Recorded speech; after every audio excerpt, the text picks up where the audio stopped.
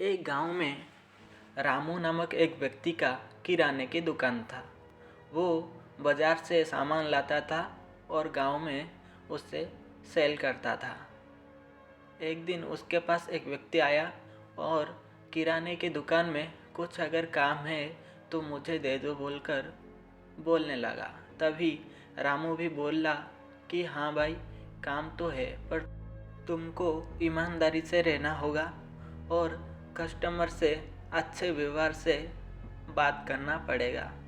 ये हाँ में हाँ मिला के रघु भी वहाँ पे रहने लगा और दुकान में जब रामू नहीं रहता था वो आके दुकान खोलकर भी सेल करता था। उसके दुकान पर इतना भीड़ देखकर रघु के मन में काला सोच आया। वो मन ही मन सोचता था, क्यों ना मैं भी एक ग्रोसरी स्टोर खोल दूँ, इसमें तो सेल बहुत होता है, ऐसा सोचता था हर वक्त। रामू भी उसके दुकान पर कभी कभी नहीं आता था। तो एक दिन रघु गांव के ज़मींदार के पास जाता है और उसका सारा ज़मीन गांव के ज़मींदार को बंधक के तौर पे देता है और वो कुछ उस ज़मींदार से पैसे लाता है और अगर वो पैसे को नहीं लौटा पाया तो उसका सारा ज़मीन ज़मींदार का हो जाएगा। ज़मींदार ऐसा बोलता है। रघु को तो लुक का पहाड़ चढ़ा हुआ था, तो रघु भी हाँ बोलकर वो एक दुकान खोला और दुकान खोलने के बाद उसके पास कोई भी कस्टमर नहीं आता था।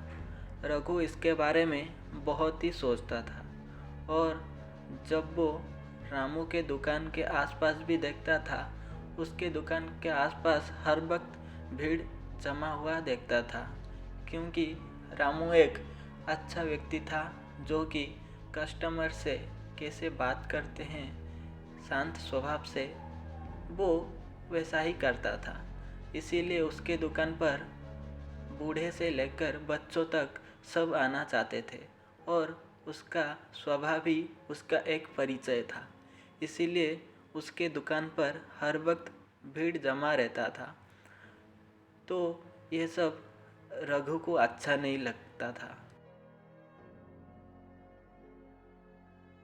एक दिन रघु देखा कि उसके दुकान में एक भी आदमी नहीं आता है सामान लेने के लिए। इसीलिए वो हर वक्त ये सोचता रहता है कि कैसे भी करके उस रामू के दुकान पे कोई भी आदमी नहीं जाना चाहिए, सारा का सारा लोग इधर आना चाहिए। ऐसा सोचकर वो अगले दिन उसके दुकान के सामने 50% ऑफ का सेल का बोर्ड लगा दिया। इससे देखकर गांव वाले भी सब उसके दुकान पर आने लगे और रघु भी ये सोचकर खुश हो रहा था। पर ये खुशी उसके ज़्यादातर नहीं रहा। एक ही दिन में उसका सारा सामान सेल हो गया और वो बाज़ार से जितना भी रेट दे के लाया था उतने से आधे दाम में उनको सेल करने के वजह से वो बहुत ही बड़ा लॉस में आ चुका था। तो ये सोचकर वो रोने लगा और ऐसे रोने के वक्त उसको रामू भी देख रहा था। तो रामू उसके पास आने लगता है।